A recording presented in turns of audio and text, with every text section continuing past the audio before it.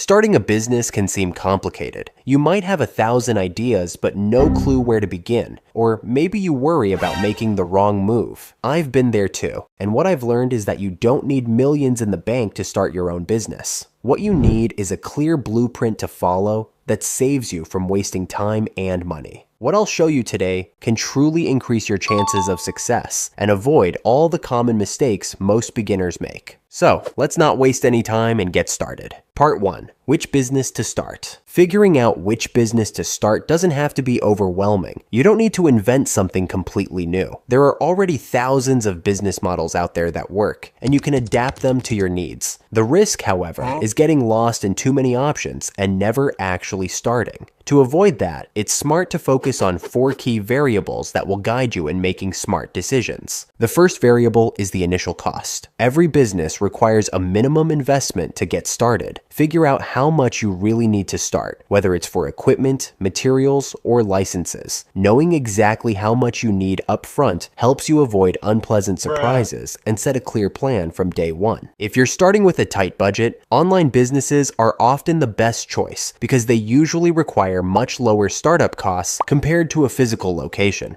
The second variable is the required skills. Some businesses demand years of experience, while others only need basic skills that you can learn quickly or delegate. Ask yourself, do I already have these skills? Can I learn them fast? Or can I hire someone who has them? For instance, if you know how to build websites, you can offer that skill to people who need a site that's ready to go. Generally, the simpler the business, the easier it is to get started. The third variable is scalability, how easily your business can grow without dramatically increasing costs or the time you spend on each new customer. For example, if you sell software, once it's created, you can sell it to thousands of people without starting over each time. On the other hand, if you offer one-on-one consulting, you can only handle so many clients at once, and each new client takes more of your time, so growth is limited by the hours you can work. The last variable is the time to get started. How quickly you can start your business is crucial for testing your idea in the market. If a business can launch in a few weeks, you can immediately gather real data and check market demand. Projects that take months to develop can slow down decision making and increase costs before you see concrete results. That's why, especially at the beginning, it's wise to pick a model that can be operational within about a month. Part 2. Determining the break-even point. When you start a business, one of the first things to figure out is how much money you need before you start making a profit. This is your break-even point. It's the moment when the money coming in covers all your expenses, and from that point on, every sale is pure profit. Calculating it is pretty simple. Take all your fixed costs and divide them by the difference between the average price of your product and your variable costs. This tells you the total sales revenue you need to generate to cover all your costs.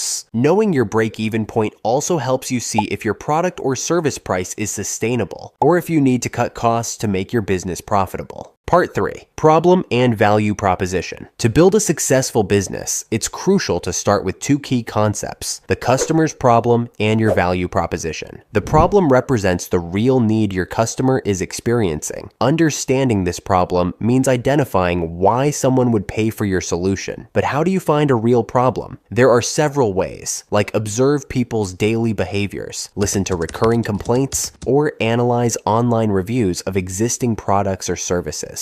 Sometimes, there isn't just one problem to solve, but multiple needs that intersect, making your idea even stronger. For example, the founders of Airbnb realized that during events in San Francisco, hotels became too expensive, or even fully booked. At the same time, many people had unused apartments, so the problem was twofold. Travelers had no affordable options, and homeowners had empty spaces generating no value. From this insight, they created a business that offered travelers affordable accommodations while allowing owners to earn money by renting out rooms. This simple insight turned a widespread inconvenience into a billion-dollar opportunity. The value proposition, on the other hand, is the concrete answer your business offers to solve that problem, highlighting the main benefits and what sets you apart from competitors. Imagine the problem is that busy urban professionals don't have time to drop off their laundry and worry about it getting damaged. A potential business idea could be to pick up and deliver cleaned clothes directly to their homes. The value proposition could be, we pick up and deliver your clothes straight to your door, guaranteeing premium cleaning and total care. So, if we were to summarize the exact path, it would be identify a problem, offer a solution, and develop a unique selling proposition. Part 4. Business plan. It's always a good idea to create a business plan before starting a business, even if you're not writing it professionally to seek investors. The important thing is that it helps you organize your ideas and understand right away how your business will work. In general, a solid business plan helps you clarify 3 fundamental things: where you want to go, how you will get there, and what resources you need to do so. To make it practical, you can divide it into a few key sections. Market research, to understand who your competitors are, who your ideal customers are, what problems they face, and most importantly, how much it costs to acquire them. Product or service description. Explain clearly what you offer, why it's different, and what problem it solves. The operational plan, which defines the practical processes, suppliers, logistics, tools, work organization, and the marketing plan, in which you outline how you'll make your offer known and convert leads into paying customers. This way, your business plan becomes a practical tool that helps you make informed decisions right from the start. Part 5. Product market fit. According to statistics, 50% of businesses fail within the first 5 years, and the number one reason is a lack of product market fit. Product market fit measures how well your product truly meets people's needs, and understanding whether it exists can make all the difference between your business succeeding or failing. So, how do you actually achieve product market fit? The first step is testing small before going big. Before bringing your final product to market, launch a minimum viable product, a simplified version that lets you see how people react. Step 2. Be ready to adapt quickly. Sometimes you start with a product idea that seems perfect to you, but it doesn't resonate with your target customer, or they want a slightly different version. Often, a small tweak in price, design, or delivery can make all the difference. The third step is to talk directly with your target customers. Ask for feedback, study their behavior, and pay attention not only to what they say, but also to what they do. If they're not buying, there's a reason. A practical way to see if your product really fits the market is to use the Sean Ellis method. This involves sending a survey to your customers asking exactly, if product X were to shut down tomorrow, how disappointed would you be? Then propose the following answers. If at least 40% of respondents say they would be extremely disappointed, it means your product has found the right product market fit. If the percentage is lower, your product still doesn't fully meet the needs of your target market.